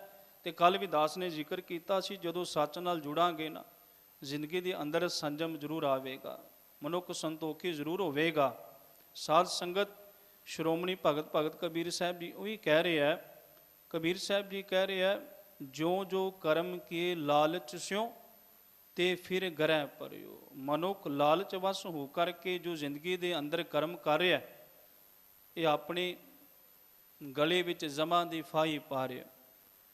ਕਿਉਂਕਿ ਪਹਿਲੇ ਸਮੇਂ ਦੇ ਅੰਦਰ ਸਾਧ ਸੰਗਤ ਜਦੋਂ ਸ਼ਿਕਾਰੀ ਕੋਈ ਸ਼ਿਕਾਰ ਨੂੰ ਫੜਦਾ ਸੀ ਨਾ, ਤੇ ਫਾਹੀ ਬਣਾ ਕੇ ਫੜਦਾ ਸੀ। ਗੁਰਬਾਣੀ ਦੇ ਅੰਦਰ ਵੈਸੇ ਫਾਹੀ ਦਾ ਬੜਾ ਜ਼ਿਕਰ ਕੀਤਾ ਹੋਇਆ, ਇਸ ਨੂੰ ਅਜ਼ਰਾਈਲ ਵੀ ਕਿਹਾ ਗਿਆ, ਜ਼ਮਾਂ ਦੀ ਫਾਹੀ ਵੀ ਕਿਹਾ ਗਿਆ, ਜਮਦੂਤ ਵੀ ਕਿਹਾ ਗਿਆ। ਤਿਲੰਗ ਰਾਗ ਦੇ ਅੰਦਰ ਮੇਰੇ ਮਾਲਕ ਜੀ ਦਾ ਆਪ ਜੀ ਬਚਨ ਪੜ੍ਹਦੇ ਨੇ, ਗੁਰੂ ਨਾਨਕ ਦੇਵ ਮਹਾਰਾਜ ਜੀ ਦਾ, ਦੁਨੀਆ ਮੁਕਾਮੇ ਫਾਨੀ ਤਹਿਕੀਕ ਦਿਲਦਾਨੀ ਮਮ ਸਰ ਮੁਇਲ ਅਜ਼ਰਾਈਲ। ਉੱਥੇ ਅਜ਼ਰਾਈਲ ਫਰਿਸ਼ਤਾ ਕਿਹਾ ਗਿਆ, ਮਮ ਸਰ ਮੁਇਲ ਅਜ਼ਰਾਈਲ। ਹੁਣ ਇਸ ਥਾਂ ਤੇ ਵੀ ਜ਼ਮਾਂ ਦੀ ਫਾਹੀ ਦਾ ਜ਼ਿਕਰ ਹੈ। ਫਾਹੀ ਉਸ ਨੂੰ ਕਿਹਾ ਜਾਂਦਾ ਹੈ ਜਦੋਂ ਕੋਈ ਸ਼ਿਕਾਰੀ ਨੂੰ ਫੜਨਾ ਹੋਵੇ, ਇੱਕ ਰੱਸੇ ਨੂੰ ਸਰਕਵੀਂ ਗੰਢ ਮਾਰ ਕੇ ਨਾ ਥੋੜ੍ਹਾ ਜਿਹਾ ਮਿੱਟੀ ਵਿੱਚ ਦਬਾ ਦਿੱਤਾ ਜਾਂਦਾ, ਉੱਪਰ ਪੱਥਰਾਂ ਦੇ ਨਾਲ ਢੱਕ ਦਿੱਤਾ ਜਾਂਦਾ। ਜਦੋਂ ਕੋਈ ਸ਼ਿਕਾਰੀ ਦੌੜਦਾ ਉਸ ਰਸਤੇ ਤੋਂ ਜਾਂਦਾ ਨਾ, ਜਦੋਂ ਉਹਦਾ ਪੈਰ ਉਸ ਫਾਹੀ ਦੇ ਵਿੱਚ ਪੈਂਦਾ ਤੇ ਉਸ ਸਰਕਵੀਂ ਗੰਢ ਹੋਣ ਕਰਕੇ ਰੱਸਾ ਖਿੱਚਿਆ ਜਾਂਦਾ, ਤੇ ਉਹ ਫਾਹੀ ਦੇ ਨਾਲ ਉਹ ਪੈਰ ਜਿਹੜਾ ਜਗੜਿਆ ਜਾਂਦਾ, ਪਕੜਿਆ ਜਾਂਦਾ। ਹੁਣ ਗੁਰੂ ਸਾਹਿਬ ਜੀ ਕਹਿੰਦੇ ਤੇਰੇ ਗਲ ਵਿੱਚ ਵੀ ਜਮਾਂ ਦੀ ਫਾਹੀ ਹੈ, ਪਰ ਕਿਸ ਕਰਕੇ ਤੂੰ ਜ਼ਿੰਦਗੀ ਦੇ ਅੰਦਰ ਲੋਭ ਵਸ ਹੋ ਕੇ ਆਪਣੇ ਜੀਵਨ ਨੂੰ ਬਰਬਾਦ ਕਰ ਰਿਹਾ, ਲਾਲਚ ਵਸ ਹੋ ਕੇ ਜੀਵਨ ਨੂੰ ਬਰਬਾਦ ਕਰ ਰਿਹਾ। ਹਾਲਾਂਕਿ ਗੁਰਬਾਣੀ ਦੇ ਅੰਦਰ ਸਾਧ ਸੰਗਤ ਜੀ ਕੂਕਰ ਦਾ ਵੀ ਜ਼ਿਕਰ ਕੀਤਾ ਗਿਆ, ਤੇ ਦਾਸ ਨੇ ਇੱਕ ਦਿਨ ਪਹਿਲਾਂ ਵੀ ਜ਼ਿਕਰ ਕੀਤਾ ਸੀ, ਕੂਕਰ ਜਦੋਂ ਹਲਕ ਜਾਂਦਾ ਹੈ, ਹਲਕਿਆ ਹੋਇਆ ਕੂਕਰ ਫਿਰ ਹਮੇਸ਼ਾ ਦੂਸਰੇ ਲਈ ਦੁਖਦਾਈ ਬਣ ਜਾਂਦਾ। ਜਦੋਂ ਆਪ ਜੀ ਇੱਕ ਥਾਂ ਤੇ ਪੰਚਮ ਗੁਰੂਦੇਵ ਮਹਾਰਾਜ ਜੀ ਦਾ ਬਚਨ ਪੜ੍ਹਦੇ ਹੋ, ਬਿਰਥਾ ਕਹੋ ਕੌਣ ਸਿਓ ਮਨ ਕੀ ਲੋਭ ਗਰਿਓ ਗਰਦਸਿਉ ਦਿਸ ਧਾਵਤ ਆਸਾ ਲਾਗਿਓ ਤਨ ਕੀ ਸੁਖ ਕੇ ਹੇਤ ਬਹੁ ਦੁਖ ਪਾਵਤ ਸੇਵ ਕਰਤ ਜਨ ਜਨ ਕੀ ਦੁਆਰਾ ਦੁਆਰ ਸਵਾਨ ਜੋ ਡੋਲਤ ਨਹਿ ਸੁਧਰਾਮ ਭਜਨ। ਇਸ ਸ਼ਬਦ ਦੇ ਅੰਦਰ ਕੂਕਰ ਦੀ ਉਦਾਹਰਨ ਦੇ ਕੇ ਸਮਝਾ ਰਹੇ, ਕਿਉਂਕਿ ਕੂਕਰ ਹੈ ਜਿਹੜਾ ਜਦੋਂ ਹਲਕ ਜਾਂਦਾ ਹੈ ਨਾ, ਤੇ ਸੁਭਾਵਿਕ ਗੱਲ ਹੈ ਸਾਰਿਆਂ ਵਾਸਤੇ ਦੁਖਦਾਈ ਬਣ ਜਾਂਦਾ। ਲਾਲਚੀ ਬੰਦਾ ਕਈ ਵਾਰ ਤੁਸੀਂ ਦੇਖਦੇ ਹੋ ਨਾ ਸੰਸਾਰ ਦੇ ਅੰਦਰ, ਮਾਫ ਕਰਿਓ ਸਾਧ ਸੰਗਤ, ਆਪਣੇ ਘਰ ਪਰਿਵਾਰ ਵਾਸਤੇ ਵੀ ਦੁਖਦਾਈ ਬਣ ਜਾਂਦਾ ਹੈ। ਆਪਣੇ ਕਈ ਵਾਰ ਸਕੇ ਭਰਾ ਨਹੀਂ ਦੇਖਦਾ, ਕਿਉਂਕਿ ਜਾਇਦਾਦ ਪਿੱਛੇ ਲੜਾਈਆਂ ਝਗੜੇ ਹੋ ਜਾਂਦੇ ਆ, ਬਹੁਤ ਦੂਰ ਤੱਕ ਗੱਲ ਚਲੀ ਜਾਂਦੀ ਹੈ। ਗੁਰੂ ਸਾਹਿਬ ਜੀ ਕਹਿੰਦੇ ਇਹਨਾਂ ਚੀਜ਼ਾਂ ਤੋਂ ਬਚਣਾ ਹੈ। ਸ਼੍ਰੋਮਣੀ ਭਗਤ ਕਬੀਰ ਸਾਹਿਬ ਜੀ ਕਹਿ ਰਹੇ ਹੈ, ਕਬੀਰ ਸਾਹਿਬ ਜੀ ਕਹਿੰਦੇ ਜੋ ਜੋ ਕਰਮ ਕੀਏ ਲਾਲਚ ਸਿਉ ਤੇ ਫਿਰ ਗ੍ਰਹਿ ਪਰਿਓ।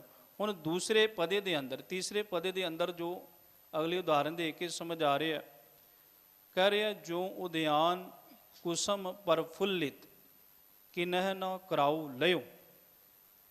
ਉਦਿਆਨ ਦੇ ਅਰਥ ਜੋ ਵਿਦਵਾਨਾਂ ਨੇ ਕੀਤੇ ਆ, ਪ੍ਰੋਫੈਸਰ ਸਾਹਿਬ ਸਿੰਘ ਨੇ, ਕਿ ਜੰਗਲ। ਆਪ ਜੀ ਇੱਕ ਥਾਂ ਤੇ ਗੁਰੂ ਸਾਹਿਬਾਨ ਦਾ ਬਚਨ ਪੜ੍ਹਦੇ ਹੋ, ਮਹਾ ਭਿਆਨ ਉਦਿਆਨ ਨਗਰ ਕਰ ਮਾਨਿਆ ਝੂਠ ਸਮਗਰੀ ਪੇਖ ਸੱਚ ਕਰ ਜਾਣਿਆ। ਕਿ ਇਸ ਜੀਵਨ ਨੂੰ ਇਸ ਨੇ ਇੱਕ ਜੰਗਲ ਬਣਾ ਲਿਆ। ਹੁਣ ਜੰਗਲ ਸੰਘਣਾ ਹੋਵੇ ਤਾਂ ਸਾਧ ਸੰਗਤ ਜੀ ਮਨੁੱਖ ਨੂੰ ਰਸਤੇ ਦਾ ਪਤਾ ਹੀ ਨਾ ਹੋਵੇ, ਜੰਗਲ ਦੇ ਇੱਕ ਪਾਸੋਂ ਵੜ ਜਾਏ ਤੇ ਦੂਸਰੇ ਪਾਸੋਂ ਨਿਕਲਣਾ ਮੁਨਾਸਿਬ ਨਹੀਂ ਹੈ, ਜਦੋਂ ਰਸਤੇ ਦਾ ਪਤਾ ਨਹੀਂ ਹੈ। ਤੇ ਇਸੇ ਤਰ੍ਹਾਂ ਮਨੁੱਖ ਨੇ ਵੀ ਆਪਣੀ ਜ਼ਿੰਦਗੀ ਨੂੰ ਇੱਕ ਜੰਗਲ ਬਣਾ ਲਿਆ ਹੈ। ਤੋ ਸਾਧ ਸੰਗਤ ਜੀ ਜਿਵੇਂ ਜੰਗਲ ਦੇ ਅੰਦਰ ਭਟਕਣਾ ਹੀ ਹੈ, ਰਸਤਾ ਕੋਈ ਸੁੱਝ ਨਹੀਂ ਰਿਹਾ, ਤੇ ਮਨੁੱਖ ਵੀ ਜ਼ਿੰਦਗੀ ਰੂਪੀ ਜੰਗਲ ਦੇ ਅੰਦਰ ਭਟਕੀ ਤੇ ਰਿਹਾ, ਇਸ ਨੂੰ ਗਿਆਨ ਦਾ ਰਸਤਾ ਸੁੱਝ ਨਹੀਂ ਰਿਹਾ। ਇਸ ਕਰਕੇ ਮਾਲਕ ਜੀ ਕਹਿੰਦੇ ਮਹਾ ਭਿਆਨ ਉਦਿਆਨ ਨਗਰ ਕਰ ਮਾਨਿਆ ਝੂਠ ਸਮਗਰੀ ਪੇਖ ਸੱਚ ਕਰ ਜਾਣਿਆ। ਗੁਰੂ ਸਾਹਿਬ ਜੀ ਕਹਿੰਦੇ ਝੂਠੀਆਂ ਚੀਜ਼ਾਂ ਨੂੰ ਸੱਚ ਕਰਕੇ ਸਮਝ ਕੇ ਬੈਠ। ਹੁਣ ਇੱਥੇ ਵੀ ਸ਼੍ਰੋਮਣੀ ਭਗਤ ਕਬੀਰ ਸਾਹਿਬ ਜੀ ਕਹਿ ਰਹੇ ਹੈ, ਬੜੀ ਬਾਕਮਾਲ ਦੀ ਉਦਾਹਰਨ ਦੇ ਕੇ ਸਮਝਾ ਰਹੇ ਆ, ਕਿ ਜਿਉਂ ਉਦਿਆਨ ਕੁਸਮ ਪਰਫੁੱਲਿਤ, ਕਿ ਜਿਵੇਂ ਜੰਗਲ ਦੇ ਅੰਦਰ ਫੁੱਲ ਖਿੜਿਆ ਹੋਵੇ। ਕੁਸਮ ਦਾ ਅਰਥ ਫੁੱਲ ਹੈ, ਪਰਫੁੱਲਿਤ ਕੀ ਪਰਫੁੱਲਣਾ, ਖੇੜੇ ਵਿੱਚ ਆ ਜਾਣਾ। ਕਿਨਹਿ ਨਾ ਕਰਾਉ ਲਿਓ। ਹੁਣ ਉਹ ਜੰਗਲ ਦੇ ਅੰਦਰ ਸਾਧ ਸੰਗਤ ਦੀ ਉਜਾੜ ਵਾਲੀ ਜਗ੍ਹਾ ਹੋਵੇ, ਉਹ 'ਤੇ ਫੁੱਲ ਖਿੜਿਆ ਹੋਵੇ ਤੇ ਫਿਰ ਉਹ ਫੁੱਲ ਖਿੜਨ ਦਾ ਕੋਈ ਫਾਇਦਾ ਨਹੀਂ, ਕਿਉਂਕਿ ਉਹਦੇ ਕੋਲ ਤਾਂ ਸੁਗੰਧੀ ਲੈਣ ਕੋਈ ਜਾ ਹੀ ਨਹੀਂ ਰਿਹਾ। ਉਹਦੇ ਖਿੜਨ ਦਾ ਕੀ ਫਾਇਦਾ? ਜਿਵੇਂ ਆਪ ਜੀ ਇੱਕ ਥਾਂ 'ਤੇ ਗੁਰੂ ਨਾਨਕ ਦੇਵ ਮਹਾਰਾਜ ਜੀ ਦਾ ਵਚਨ ਪੜ੍ਹਦੇ ਹੋ, ਧਨ ਜੋਬਨ ਅਰ ਫੁੱਲੜਾ ਨਾਠੀ ਅੜੇ ਦਿਨ ਚਾਰ, ਪੱਬਨ ਕੇਰੇ ਪੱਤ ਜਿਉ ਡਲ ਡੁਲ ਜੂਮਨਹਾਰ। ਹੁਣ ਉੱਥੇ ਵੀ ਗੁਰੂ ਸਾਹਿਬਾਂ ਨੇ ਤਿੰਨ ਚੀਜ਼ਾਂ ਦਾ ਜ਼ਿਕਰ ਕੀਤਾ, ਧਨ ਦਾ, ਜੋਬਨ ਦਾ ਤੇ ਫੁੱਲ ਦਾ। ਇਸ ਥਾਂ 'ਤੇ ਵੀ ਸ਼੍ਰੋਮਣੀ ਭਗਤ ਕਬੀਰ ਸਾਹਿਬ ਜੀ ਕਹਿ ਰਹੇ ਹੈ, ਕਿਵੇਂ ਇੱਕ ਜੰਗਲ ਦੇ ਅੰਦਰ ਉਜਾੜ ਵਾਲੀ ਥਾਂ 'ਤੇ ਫੁੱਲ ਖਿੜਿਆ ਹੋਵੇ ਔਰ ਉਸ ਫੁੱਲ ਕੋਲ ਕੋਈ ਉਸ ਦੀ ਸੁਗੰਧੀ ਲੈਣ ਵਾਲਾ ਨਾ ਹੋਵੇ, ਫਿਰ ਉਹਦੇ ਖਿੜਨ ਦਾ ਕੀ ਫਾਇਦਾ? ਕਹਿਣ ਲੱਗੇ ਕਿ ਇਨ ਬਿਨ ਇਸ ਸੰਸਾਰ ਦੇ ਅੰਦਰ ਮਨੁੱਖ ਨੂੰ ਇਹ ਸਰੀਰ ਮਿਲਿਆ, ਤੇ ਯਾਦ ਰੱਖੀ ਗੁਰੂ ਕੇ ਸਿੱਖਾ, ਜਦੋਂ ਬਚਪਨ ਤੋਂ ਜਵਾਨੀ ਦਾ ਸਮਾਂ ਆਉਂਦਾ ਇਹ ਫੁੱਲ ਖਿੜਦਾ, ਜੇ ਇਸ ਫੁੱਲ ਖਿੜੇ ਦੇ ਵਿੱਚ ਵੀ ਪਰਮਾਤਮਾ ਦੇ ਨਾਮ ਨੂੰ ਤੂੰ ਨਹੀਂ ਜਪਿਆ ਤੇ ਫਿਰ ਤੇਰੇ ਆਉਣ ਦਾ ਵੀ ਕੀ ਲਾਭ? ਤੇ ਸਾਧ ਸੰਗਤ ਜੀ, ਦਾਸ ਨੇ ਇੱਕ ਦਿਨ ਪਹਿਲਾਂ ਵੀ ਜ਼ਿਕਰ ਕੀਤਾ ਸੀ, ਇੱਕ ਛੋਟੀ ਜੀ ਸਾਖੀ ਹੈ। ਇੱਕ ਵਿਦਵਾਨ ਨੇ ਬੜਾ ਸੋਹਣਾ ਜ਼ਿਕਰ ਕੀਤਾ ਇੱਕ ਪੁਸਤਕ ਦੇ ਅੰਦਰ। ਉਹ ਕਹਿਣ ਲੱਗਾ ਕਿ ਇੱਕ ਦਿਨ ਮੈਂ ਨਾ ਕਿਤੇ ਸਫ਼ਰ ਵਾਸਤੇ ਜਾ ਰਿਹਾ ਸੀ, ਸਾਖੀ ਵਿੱਚੋਂ ਸਿੱਖਿਆ ਲੈਣੀ। ਸਫ਼ਰ ਵਿੱਚ ਜਾਂਦਿਆਂ ਕਹਿੰਦੇ ਮੈਂ ਬੱਸ ਵਿੱਚ ਬੈਠਾ ਤੇ ਇਹ ਪੰਕਤੀ ਮੈਨੂੰ ਪੜ੍ਹਨ ਨੂੰ ਮਿਲੀ ਕਿ ਪਰਮਾਤਮਾ ਤੁਹਾਡੀ ਯਾਤਰਾ ਸਫਲ ਕਰੇ।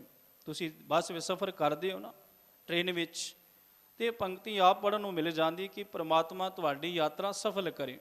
ਇਹਦਾ ਅਰਥ ਇੱਕੋ ਹੀ ਬਣਦਾ ਕਿ ਜਿਸ ਮਨੋਰਥ ਵਾਸਤੇ ਮਨੁੱਖ ਜਾ ਰਿਹਾ, ਜਿੱਥੇ ਵੀ ਜਾ ਰਿਹਾ, ਕਿ ਪ੍ਰਮਾਤਮਾ ਉਸ ਯਾਤਰਾ ਨੂੰ ਸਫਲ ਕਰਕੇ ਮਨੁੱਖ ਨੂੰ ਉੱਥੇ ਪਹੁੰਚਾ ਦੇਵੇ।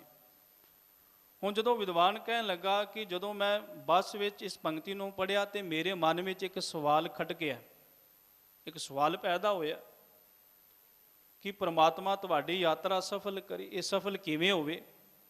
ਕਹਿੰਦਾ ਮੈਂ ਬੱਸ ਦੀ ਸਵਾਰੀਆਂ ਤੋਂ ਪੁੱਛਿਆ, ਪਹਿਲੇ ਨੂੰ ਪੁੱਛਿਆ ਕਿ ਭਾਈ ਤੂੰ ਕਿੱਥੇ ਜਾਣਾ? ਉਹ ਕਹਿੰਦਾ ਕਿ ਮੈਂ ਫਲਾਣੀ ਜਗ੍ਹਾ ਜਾਣਾ, ਰਿਸ਼ਤੇਦਾਰੀ 'ਚ ਜਾਣਾ। ਦੂਸਰੇ ਨੂੰ ਪੁੱਛਿਆ, ਉਹ ਕਹਿ ਰਿਹਾ ਮੈਂ ਫਲਾਣੇ ਰਿਸ਼ਤੇਦਾਰ 'ਚ ਜਾਣਾ, ਮੇਰਾ ਫਲਾਣਾ ਕੰਮ ਹੈ, ਮੰਡੀ 'ਚ ਜਾਣਾ। ਉਹ ਵਿਦਵਾਨ ਕਹਿਣ ਲੱਗਾ ਕਿ ਮੈਂ ਸਾਰਿਆਂ ਨੂੰ ਪੁੱਛਿਆ, ਸਾਰੇ ਆਪਣੇ ਆਪਣੇ ਯਾਤਰਾ ਦੇ ਨਾਲ ਜੁੜੇ ਨੇ, ਕੋਈ ਕਿਤੇ ਕਹਿ ਰਿਹਾ, ਕੋਈ ਕਿਤੇ ਕਹਿ ਰਿਹਾ। ਕਹਿਣ ਲੱਗਾ ਕਿ ਅਸਲ ਦੇ ਅੰਦਰ ਧਰਮ ਦੀ ਯਾਤਰਾ ਕੋਈ ਨਹੀਂ ਕਰ ਰਿਹਾ, ਆਪਣੀ ਯਾਤਰਾ ਦੇ ਨਾਲ ਅਸੀਂ ਇਹ ਸਾਰੇ ਜੀਵ ਜੁੜੇ ਹੋਏ ਨੇ, ਧਰਮ ਦੀ ਯਾਤਰਾ ਵੱਲ ਕਿਸੇ ਦਾ ਧਿਆਨ ਨਹੀਂ। ਫਿਰ ਇਹ ਬੱਸ ਵਿੱਚ ਜੋ ਲਿਖਿਆ ਪਰਮਾਤਮਾ ਤੁਹਾਡੀ ਯਾਤਰਾ ਸਫਲ ਕਰੇ, ਫਿਰ ਇਹ ਕਿਵੇਂ ਸਫਲ ਹੋਵੇ? ਕਹਿਣ ਲੱਗਾ ਇਸ ਤਰ੍ਹਾਂ ਸਫਲ ਨਹੀਂ ਹੋ ਸਕਦੀ, ਕਿਉਂਕਿ ਮਨੁੱਖ ਸਿਰਫ ਤੇ ਸਿਰਫ ਆਪਣੇ ਕੰਮਾਂ ਕਾਰਾਂ ਵਾਸਤੇ ਦੁਨੀਆ ਦੀ ਯਾਤਰਾ ਤੱਕ ਜੁੜਿਆ, ਧਰਮ ਦੀ ਯਾਤਰਾ ਦੇ ਨਾਲ ਨਹੀਂ ਜੁੜਿਆ।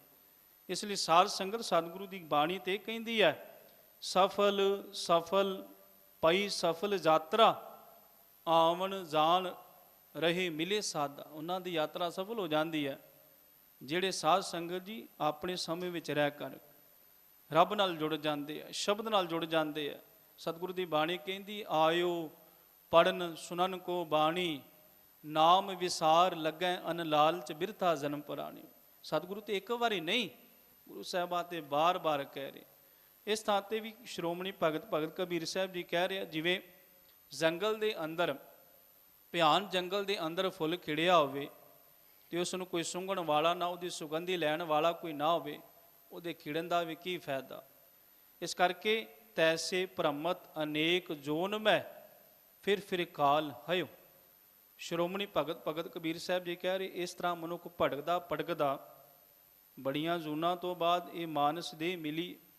ਕਈ ਜਨਮ ਪਏ ਕੀੜ ਪਤੰਗਾ, ਕਈ ਜਨਮ ਗਜ ਮੀਨ ਕੁਰੰਗਾ, ਕਈ ਜਨਮ ਪੰਖੀ ਸਰਪ ਹੋਇਓ, ਕਈ ਜਨਮ ਹੈਬਰ ਬ੍ਰਿਖ ਜੋਇਓ, ਮਿਲ ਜਗਦੀਸ਼ ਮਿਲਨ ਕੀ ਮਰੀਆ, ਚਿਰੰਕਾਲੇ ਦੇ ਸੰਜਰੀਆ। ਬੜੇ ਚਿਰਾਂ ਤੋਂ ਬਾਅਦ ਕਈ ਜਨਮਾਂ 'ਚ ਕੀੜਾ ਬਣਿਆ, ਪਤੰਗਾ ਬਣਿਆ, ਹਾਥੀ ਬਣਿਆ, ਕੀ ਕੁਝ ਨਹੀਂ ਬਣਿਆ।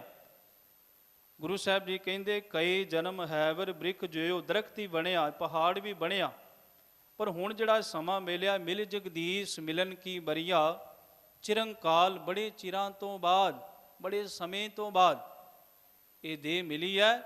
ਇਸ ਦੇਹੀ ਦੇ ਨਾਲ ਉਸ ਪਰਮਾਤਮਾ ਦੇ ਨਾਮ ਨੂੰ ਧਿਆਉਣਾ ਕਰ, ਚਿਰੰਕਾਲ ਦੇਹ ਸੰਜਰੀਆ। ਹੁਣ ਇੱਥੇ ਵੀ ਕਬੀਰ ਸਾਹਿਬ ਜੀ ਕਹਿ ਰਹੇ, ਤੈਸੇ ਭ੍ਰਮਤ ਅਨੇਕ ਜੋਨ ਮੈਂ, ਫਿਰ ਕਾਲ ਹਯੋ। ਕਾਲ ਦਾ ਅਰਥ ਵੈਸੇ ਮੌਤ ਵੀ ਕਿਹਾ ਗਿਆ ਤੇ ਸਮਾਂ ਵੀ ਕਿਹਾ ਗਿਆ। ਪਤਵੰਤੇ ਸੱਜਣ ਜਦੋਂ ਗੁਰਬਾਣੀ ਨੂੰ ਪੜ੍ਹਦੇ ਹੈ ਤੇ ਧੰਨ ਗੁਰੂ ਗੋਬਿੰਦ ਸਿੰਘ ਮਹਾਰਾਜ ਜੀ ਕਹਿ ਰਹੇ, ਕਾਲ ਪਾਏ ਬ੍ਰਹਮਾ ਬਬਤਰਾ, ਕਾਲ ਪਾਏ ਸ਼ਿਵਜੂ ਅਵਤਰਾ, ਕਾਲ ਪਾਏ ਕਰ ਬਿਸ਼ਨ ਪ੍ਰਕਾਸ਼ਾ, ਸਕਲ ਕਾਲ ਕਾ ਕੀਆ ਤਮਾਸ਼ਾ। ਉੱਥੇ ਕਾਲ ਦਾ ਅਰਥ ਮੌਤ ਕਿਹਾ ਗਿਆ ਤੇ ਗੁਰਬਾਣੀ ਦੇ ਅੰਦਰ ਕਈ ਵਾਰ ਕਾਲ ਦਾ ਅਰਥ ਸਮਾਂ ਵੀ ਕਿਹਾ ਗਿਆ। ਇਸ ਕਰਕੇ ਗੁਰੂ ਸਾਹਿਬ ਜੀ ਕਹਿ ਰਹੇ ਹੈ, ਇਸ ਤਰ੍ਹਾਂ ਮਨੁੱਖ ਭਟਕਦਾ ਭਟਕਦਾ ਬੜੀਆਂ ਜ਼ੂਨਾਂ ਦੇ ਵਿੱਚ ਆਇਆ ਔਰ ਫਿਰ ਕਾਲ ਨੇ ਫਿਰ ਇਸ ਨੂੰ ਗ੍ਰਸ ਲਿਆ, ਕੁਝ ਹਾਸਲ ਨਹੀਂ ਕੀਤਾ। ਅਗਲੇ ਤੀਸਰੇ ਪਦੇ ਦੇ ਅੰਦਰ ਕਬੀਰ ਸਾਹਿਬ ਜੀ ਕਹਿ ਰਹੇ ਹੈ, ਏ ਆ ਤਨ ਜੋਬਨ ਅਰ ਸੁਤਦਾਰਾ, ਪੇਖਨ ਕੋ ਜੋ ਦਿਓ। ਇਹ ਆ ਤਨ, ਆ ਜੋ ਧਨ ਤੂੰ ਆਪਣੀ ਜ਼ਿੰਦਗੀ ਦੇ ਅੰਦਰ ਕਮਾ ਰਿਹਾ, ਜੋਬਨ ਇਹ ਜਵਾਨੀ ਵਾਲਾ ਸਮਾਂ, ਅਰ ਸੁਤਦਾਰਾ, ਅਰ ਦਾ ਅਰਥ ਹੋਰ, ਸੁਤ ਦਾ ਅਰਥ ਬਣਦਾ ਪੁੱਤਰ, ਦਾਰਾ ਦਾ ਅਰਥ ਬਣਦਾ ਪਤਨੀ।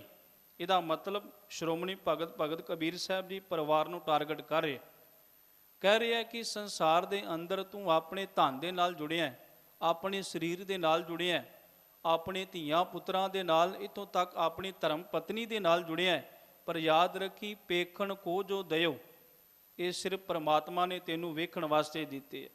ਜਿਵੇਂ ਇੱਕ ਸਾਧ ਸੰਗਤ ਦੀ ਉਦਾਹਰਨ ਦੇ ਤੌਰ ਤੇ ਕੋਈ ਤਮਾਸ਼ਾ ਕਰਨ ਵਾਲਾ ਤਮਾਸ਼ਗੀਰ ਨਾ, ਜਦੋਂ ਤਮਾਸ਼ਾ ਲਾਉਂਦਾ ਉਹਦੇ ਤਮਾਸ਼ੇ ਦੇ ਅੰਦਰ ਸੱਚਾਈ ਨਹੀਂ ਹੁੰਦੀ, ਉਹ ਅਸਲ ਦੇ ਅੰਦਰ ਨਕਲ ਨੂੰ ਅਸਲ ਬਣਾ ਕੇ ਲੋਕਾਂ ਨੂੰ ਤਮਾਸ਼ਾ ਦਿਖਾ ਰਿਹਾ ਹੈ। ਉਹ ਨਕਲ, ਪਰ ਉਹ ਅਸਲ ਬਣਾ ਕੇ ਦਿਖਾ ਰਿਹਾ।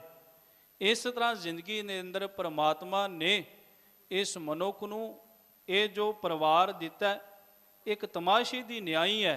ਤਾਂ ਸਾਧ ਸੰਗਤ ਜੀ, ਜੋ ਸਾਡੀ ਅਸਲ ਹੈ ਗੁਰਬਾਣੀ ਦੇ ਨਾਲ ਜੁੜਨ ਦੇ ਨਾਲ ਜ਼ਿੰਦਗੀ ਦੇ ਅੰਦਰ ਜੋ ਸਾਨੂੰ ਮਿਲਦਾ, ਉਹ ਸਾਡੇ ਜੀਵਨ ਦੀ ਅਸਲੀਅਤ ਹੈ। ਇਸ ਲਈ ਮਾਲਕ ਨੇ ਬਾਣੀ 'ਚ ਇੱਥੋਂ ਤੱਕ ਕਹਿ ਦਿੱਤਾ, ਪਾਤਸ਼ਾਹ ਜੀ ਕਹਿੰਦੇ ਕਿ ਅਸਲ ਦੇ ਅੰਦਰ ਇਹ ਮਨੁੱਖ ਬੜਾ ਕੁਝ ਕਾਰ ਵਿਹਾਰ ਕਰਕੇ ਪਰਿਵਾਰ ਵਾਸਤੇ ਧਨ ਇਕੱਠਾ ਕਰਦਾ, ਬਹੁ ਪਰਪੰਚ ਕਰ ਪਰਤਨ ਲਿਆਵੈ, ਸੁਤਦਾਰਾ ਪੈ ਆਨ ਲੁਟਾਵੈ, ਮਨ ਮੇਰੇ ਭੂਲੇ ਕਪਟ ਨਾ ਕੀਜੈ, ਅੰਤ ਨਿਬੇਰਾ ਤੇਰੇ ਜੀ ਪੈ ਲੀਜੈ। ਬੜੇ ਕਰਮ ਕਰਕੇ ਪਰਿਵਾਰ ਨੂੰ ਪਾਲਦਾ। ਹਾਲਾਂਕਿ ਗੁਰਬਾਣੀ ਇਹ ਵੀ ਕਹਿ ਰਹੀ ਹੈ ਪਰਿਵਾਰ ਨੂੰ ਤਿਆਗਣਾ ਨੇ। ਤਿਆਗ ਦੀਆਂ ਵੀ ਦੋ ਭਾਵਨਾ ਨੇ। ਜੇ ਜ਼ਿੰਦਗੀ ਦੇ ਅੰਦਰ ਕੁਝ ਤਿਆਗਣਾ, ਸਾਧ ਸੰਗਤ ਜੀ ਵਿਕਾਰ ਤਿਆਗਣੇ ਨੇ। ਜ਼ਿੰਦਗੀ ਦੇ ਅੰਦਰ ਦਵੈਸ਼ ਈਰਖਾ ਨੂੰ ਤਿਆਗਣਾ ਹੈ। ਜੇ ਕਿਸੇ ਦੀ ਚੜ੍ਹਾਈ ਹੋ ਰਹੀ ਹੈ ਨਾ, ਉਸ ਨੂੰ ਦੇਖ ਕੇ ਸੜਨਾ ਨਹੀਂ ਹੈ। ਜੇ ਜ਼ਿੰਦਗੀ ਦੇ ਅੰਦਰ ਸਾਧ ਸੰਗਤ ਜੀ ਵਿਕਾਰ ਤੈਨੂੰ ਗ੍ਰਸ ਰਹੇ ਨੇ, ਉਹਨਾਂ ਵਿਕਾਰਾਂ ਨੂੰ, 5 ਵਿਕਾਰਾਂ ਤੋਂ ਬਚਣਾ ਹੈ। ਮਾੜੀ ਸੰਗਤ ਤੋਂ ਬਚਣਾ ਹੈ, ਮਾੜੇ ਬੋਲਾਂ ਤੋਂ ਬਚਣਾ ਹੈ, ਜੇ ਜ਼ਿੰਦਗੀ ਦੇ ਅੰਦਰ ਕੁਝ ਤਿਆਗਣਾ। ਇਸ ਲਈ ਸਤਿਗੁਰੂ ਜੀ ਬਾਣੀ ਕਹਿੰਦੀ ਹੈ, ਤਿਆਗਣਾ ਤਿਆਗਰ ਨੀਕਾ। ਜੇ ਜ਼ਿੰਦਗੀ ਦੇ ਅੰਦਰ ਕੁਝ ਤਿਆਗਣਾ ਨਾ, ਇਹਨਾਂ ਚੀਜ਼ਾਂ ਦਾ ਤਿਆਗ ਕਰ। ਪਰਿਵਾਰ ਦੇ ਵਿੱਚ ਰਹਿ ਕਰਕੇ, ਕਿਉਂਕਿ ਸਾਧ ਸੰਗਤ ਜੀ ਜਦੋਂ ਆਪ ਜੀ ਗੁਰੂਆਂ ਦਾ ਇਤਿਹਾਸ ਪੜ੍ਹਦੇ ਹੋ, ਪਰਿਵਾਰਾਂ ਦੇ ਨਾਲ ਲੈ ਕਰਕੇ ਤੇ ਉਹਨਾਂ ਨੇ ਸ਼ਿਖਰਾਂ ਨੂੰ ਛੂਹਿਆ। ਜੇ ਸ਼ਿਖਰਾਂ ਨੂੰ ਛੂਹਿਆ ਤੇ ਗੁਰਤਾ ਗੱਦੀਆਂ ਮਿਲੀਆਂ ਨੇ। ਜੇ ਗੁਰਤਾ ਗੱਦੀਆਂ ਮਿਲੀਆਂ ਨੇ ਤੇ ਸਾਧ ਸੰਗਤ ਜੀ ਉਹਨਾਂ ਨੇ ਸਾਨੂੰ ਵੀ ਬਖਸ਼ਿਸ਼ ਕੀਤੀ ਹੈ, ਸਿੱਖ ਨੂੰ ਵੀ ਬਖਸ਼ਿਸ਼ ਕੀਤੀ ਹੈ। ਧੰਨ ਗੁਰੂ ਗ੍ਰੰਥ ਸਾਹਿਬ ਮਹਾਰਾਜ ਦੀ ਬਾਣੀ ਕਹਿੰਦੀ, ਆ ਤਨ ਜੋਬਨ ਅਰ ਸੁਤਦਾਰਾ, ਪੇਖਨ ਕੋ ਜੋ ਦਿਓ, ਪਰ ਤਿਨ ਹੀ ਮਾਹੇ ਅਟਕ ਜੋ ਉਰਜੇ, ਇੰਦਰੀ ਪ੍ਰੇਰ ਲਿਓ। ਹੁਣ ਇਹ ਇੱਕ ਵੱਡਾ ਦੁਖਾਂਤ ਹੈ। ਕਬੀਰ ਸਾਹਿਬ ਜੀ ਕਹਿੰਦੇ ਮਨੁੱਖ ਇਹਦੇ ਵਿੱਚ ਅਟਕ ਗਿਆ, ਇਹਦੇ ਵਿੱਚ ਉਲਝ ਗਿਆ। ਜੋ ਉਰਜੇ ਇੰਦਰੀ ਪ੍ਰੇਰ ਲਿਓ, ਕਿਉਂਕਿ ਇੰਦਰੀਆਂ ਨੇ ਇਹ ਚਾਹਿਆ ਕਿ ਪਰਿਵਾਰ ਦੀ ਮੈਂ ਪਾਲਣਾ ਕਰਨੀ ਹੈ। ਹੁਣ ਜਦੋਂ ਆਪ ਜੀ ਫਰੀਦ ਸਾਹਿਬ ਜੀ ਦੇ ਬਚਨ ਪੜ੍ਹਦੇ ਹੋ, ਫਰੀਦ ਸਾਹਿਬ ਜੀ ਕਹਿੰਦੇ ਇਹ ਅਸਲ ਦੇ ਅੰਦਰ ਇਹ ਦਾਤਾ ਜੀ ਇਸ ਸਰੀਰ ਨੂੰ ਇੱਕ ਨਹੀਂ, ਇਹ ਤਾਂ 50 ਇਸ ਨੂੰ ਵਿਕਾਰ ਚੰਬੜੇ ਹੋਏ ਨੇ। 50 ਵਿਕਾਰ। ਕਹਿਣ ਲੱਗੇ ਫਿਰ ਮੈਨੂੰ ਬਚਨ ਦੀ ਕੀ ਆਸ ਹੈ, ਮੈਨੂੰ ਬਚਨ ਦੀ ਤਾਂ ਕੋਈ ਆਸ ਨਹੀਂ ਹੈ ਨਾ। ਕਹਿਣ ਲੱਗੇ ਇਸੇ ਤਰ੍ਹਾਂ ਮਨੁੱਖ ਨੂੰ ਵੀ ਵਿਕਾਰਾਂ ਨੇ, ਪਰਿਵਾਰ ਨੇ ਇਸ ਦੀ ਇੰਦਰੀਆਂ ਨੂੰ, ਇਸ ਦੇ ਸਰੀਰ ਨੂੰ ਕਬਜ਼ੇ ਵਿੱਚ ਲੈ ਲਿਆ। ਕਹਿਣ ਲੱਗੇ ਅਸਲ ਦੇ ਅੰਦਰ ਇਹਦੇ ਵਿੱਚ ਅੜਕ ਕਰਕੇ ਆਪਣੇ ਜੀਵਨ ਨੂੰ ਬਰਬਾਦ ਕਰ ਰਿਹਾ। ਆਉਦ ਅਨਲ ਤਨ ਤਿਨ ਕੋ ਮੰਦਰ, ਚੌਂ ਦਿਸ ਠਾਠ ਠਿਓ। ਆਉਦ ਦਾ ਅਰਥ ਬਣਦਾ ਉਮਰ, ਅਨਲ ਦਾ ਅਰਥ ਸਾਧ ਸੰਗਤ ਬਣਦਾ ਅੱਗ। ਹੁਣ ਇੱਥੇ ਵੀ ਇੱਕ ਉਦਾਹਰਨ ਦੇ ਕੇ ਕਬੀਰ ਸਾਹਿਬ ਜੀ ਸਮਝਾ ਰਹੇ ਆ। ਕਹਿ ਰਹੇ ਆ ਜਿਵੇਂ ਇੱਕ ਕੋਠੇ, ਕੱਖਾਂ ਦੇ ਕੋਠੇ ਨੂੰ ਅੱਗ ਲੱਗੀ ਹੋਵੇ ਨਾ, ਤੇ ਕੱਖ ਤੁਹਾਨੂੰ ਪਤਾ ਹੈ ਕਿ ਉਹਦੇ ਵਿੱਚੋਂ ਅੱਗ ਦੇ ਬੜੇ ਭਾਂਬੜ ਵੱਜਦੇ ਆ, ਕਿਉਂਕਿ ਮਾਈ ਮਾਇਆ ਛਲ ਤ੍ਰਿਨ ਕੀ ਏ ਅਗਨ ਮੇ ਕੀ ਛਾਇਆ, ਗੋਬਿੰਦ ਭਗਤ ਬਿਨ ਹੜ ਕਾ ਜਲ। ਉੱਥੇ ਵੀ ਕੱਖਾਂ ਦਾ ਜ਼ਿਕਰ ਕੀਤਾ ਹੋਇਆ। ਹੁਣ ਇੱਥੇ ਵੀ ਕਬੀਰ ਸਾਹਿਬ ਜੀ ਕਹਿ ਰਹੇ ਆ, ਇਸੇ ਤਰ੍ਹਾਂ ਜਿਵੇਂ ਇੱਕ ਕੱਖਾਂ ਦੇ ਕੋਠੇ ਨੂੰ ਅੱਗ ਲੱਗੀ ਹੋਵੇ, ਚੌਂ ਪਾਸਿਓਂ ਬਚਣ ਦੀ ਕੋਈ ਆਸ ਨਾ ਹੋਵੇ, ਹੇ ਦਾਤਾ ਜੀ ਮੇਰੇ ਸਰੀਰ ਰੂਪੀ ਕੋਠੇ ਨੂੰ ਵੀ ਵਿਕਾਰਾਂ ਦੀ ਅੱਗ ਲੱਗੀ ਹੋਈ, ਮੈਨੂੰ ਬਚਣ ਦੀ ਹੁਣ ਕੋਈ ਆਸ ਨਹੀਂ, ਕੋਈ ਆਸ ਨਹੀਂ ਹੈ। ਸਾਧ ਸੰਗਤ ਕਹੇ ਕਬੀਰ ਪੈ ਸਾਗਰ ਤਰਨ ਕੋ, ਮੈਂ ਸਤਿਗੁਰੂ ਓਟ ਲਹਿਓ। ਅੰਤਲੀ ਪੰਕਤੀ ਦੇ ਅੰਦਰ ਸ਼੍ਰੋਮਣੀ ਭਗਤ ਕਬੀਰ ਸਾਹਿਬ ਜੀ ਕਹਿ ਰਹੇ ਹੈ ਕਿ ਇਹ ਕਬੀਰ ਇਹ ਕਹਿ ਰਿਹਾ ਹੈ, ਪੈ ਸਾਗਰ ਤਰਨ ਕੋ, ਇਹ ਸੰਸਾਰ ਇੱਕ ਸਾਗਰ ਦੀ ਨਿਆਈ ਹੈ, ਬਸ ਇਹਦੇ ਵਿੱਚੋਂ ਮੈਨੂੰ ਤਰਿਆ ਨਹੀਂ ਜਾ ਰਿਹਾ। ਕਿਉਂਕਿ ਸਾਧ ਸੰਗਤ ਜੀ ਨੂੰ ਤਰਨ ਦੀ ਜਾਚ ਹੋਵੇ ਨਾ, ਉਹੀ ਤਰ ਸਕਦਾ ਹੈ ਤੇ ਬਚ ਸਕਦਾ ਹੈ। ਜਾਂ ਜਿਹਨੂੰ ਕਿਸੇ ਦਾ ਨਾਮ ਦਾ ਸਹਾਰਾ ਹੋਵੇ, ਉਹਦੇ ਸਹਾਰੇ ਨਾਲ ਬਚ ਸਕਦਾ ਹੈ। ਜੇ ਮਨੁੱਖ ਗਹਿਰਾਈ ਵਿੱਚ ਛਾਲ ਮਾਰੇਗਾ ਨਾ ਤੇ ਡੁੱਬੇਗਾ, ਤੇ ਜੇ ਸਾਧ ਸੰਗਤ ਜੀ ਇਸ ਨੂੰ ਤਰਨ ਦੀ ਜਾਚ ਹੋਵੇਗੀ, ਨਾਮ ਦਾ ਸਹਾਰਾ ਲਏਗਾ ਤੇ ਬਚ ਜਾਏਗਾ। ਇਹ ਸੰਸਾਰ ਵੀ ਇੱਕ ਸਮੁੰਦਰ ਦੀ ਨਿਆਈ ਹੈ, ਇਹਦੇ ਵਿੱਚ ਵਿਕਾਰਾਂ ਦੀਆਂ ਛੱਲਾਂ ਉਫਾਨ 'ਤੇ ਨੇ, ਬਸ ਜੇ ਤੋਂ ਬਚਣਾ ਹੈ ਤੇ ਨਾਮ ਰੂਪੀ ਜਹਾਜ਼ ਵਿੱਚ ਬੈਠਣਾ ਪਏਗਾ। ਇਸ ਲਈ ਮਾਲਕ ਜੀ ਕਹਿੰਦੇ, ਸੰਸਾਰ ਸਮੁੰਦੇ ਤਾਰ ਗੋਬਿੰਦੇ, ਤਾਰ ਲੈ ਬਾਪ ਬੀਠੁਲਾ, ਮੈਂ ਅਜ਼ਾਨ ਜਨ ਤਰਬੇ ਨਾ ਜਾਨੂ, ਮੋਹ ਕੋ ਬਾਹਾਂ ਦੇ ਬੀਠੁਲਾ। ਇਹ ਦਾਤਾ ਜੀ ਮੈਨੂੰ ਜ਼ਿੰਦਗੀ ਦੀ ਬਾਂਹ ਫੜਾ ਦੇ, ਕਿਤੇ ਮੈਂ ਵੀ ਸੰਸਾਰ ਸਮੁੰਦਰ ਤੋਂ ਤਰ ਜਾ। ਕਬੀਰ ਸਾਹਿਬ ਜੀ ਕਹਿ ਰਹੇ, ਕਹੇ ਕਬੀਰ ਪੈ ਸਾਗਰ ਤਰਨ ਕੋ, ਮੈਂ ਸਤਿਗੁਰ ਓਟ ਲਿਓ। ਇਹ ਸਾਗਰ ਨੂੰ ਤਰਨ ਵਾਸਤੇ ਸਿਰਫ ਤੇ ਸਿਰਫ ਮੈਂ ਇੱਕ ਸ਼ਬਦ ਦਾ, ਇੱਕ ਸਤਿਗੁਰੂ ਦਾ ਆਪਣੇ ਜੀਵਨ ਦੇ ਅੰਦਰ ਸਹਾਰਾ ਲਿਆ, ਇੱਕ ਓਟ ਆਸਰਾ ਲਿਆ। ਕਿਉਂਕਿ ਏਕ ਓਟ ਏਕੋ ਆਧਾਰ, ਨਾਨਕ ਮੰਗੈ ਨਾਮ ਪ੍ਰਭਸਾਰ। ਸਤਿਗੁਰੂ ਜੀ ਕਿਰਪਾ ਕਰਨ। ਸਮੇਂ ਦੀ ਸਮਾਪਤੀ ਹੈ ਜੀ। ਇਸ ਪਾਵਨ ਸ਼ਬਦ ਦੇ ਅੰਦਰ ਸ਼੍ਰੋਮਣੀ ਭਗਤ ਕਬੀਰ ਸਾਹਿਬ ਜੀ ਨੇ ਜੋ ਆਦੇਸ਼ ਦਿੱਤਾ, ਜੋ ਹੁਕਮ ਕੀਤਾ, ਯਤਨ ਕਰੀਏ ਇਸ ਆਦੇਸ਼, ਇਸ ਹੁਕਮ ਨੂੰ ਆਪਣੀ ਜ਼ਿੰਦਗੀ ਦੇ ਅੰਦਰ ਕਮਾ ਅਤੇ ਹੰਡਾ ਸਕੀਏ, ਤਾਂ ਕਿ ਸਾਡਾ ਵੀ ਲੋਕ ਸੁਖੀਏ ਔਰ ਪ੍ਰਲੋਕ ਸੁਹੇਲੇ ਹੋ ਜਾਵੇਗਾ। ਸੋ ਗੁਰੂ ਸ਼ਬਦ ਵਿਚਾਰਾਂ ਕਰਦੇ ਹਾਂ, ਗੁਰਮਤਿ ਵਿਚਾਰਾਂ ਕਰਦੇ ਹਾਂ, ਭੁੱਲਾਂ ਗਲਤੀਆਂ ਹੋਣੀਆਂ ਲਾਜ਼ਮੀ ਨੇ। ਧੰਨ ਧੰਨ ਸਤਿਗੁਰੂ ਸ਼੍ਰੀ ਗੁਰੂ ਨਾਨਕ ਦੇਵ ਮਹਾਰਾਜ ਔਰ ਗੁਰੂ ਕੀ ਮਹਾਨ ਸੰਗਤ, ਧੰਨ ਧੰਨ ਸਤਿਗੁਰੂ ਸ਼੍ਰੀ ਗੁਰੂ ਗ੍ਰੰਥ ਸਾਹਿਬ ਮਹਾਰਾਜ ਜੀ ਅਤੇ ਗੁਰੂ ਕੀ ਮਹਾਨ ਸੰਗਤ ਬਖਸ਼ਣਯੋਗ ਹੈ ਜੀ। ਬਖਸ਼ ਲੈਣਾ। ਮਾਨ ਸਨਮਾਨ ਵਾਸਤੇ ਸਾਰੀ ਸੰਗਤ ਦਾ ਤਹਿ ਦਿਲ ਤੋਂ ਧੰਨਵਾਦ ਹੈ ਜੀ। ਫਤਿਹ ਦੀ ਸਾਂਝ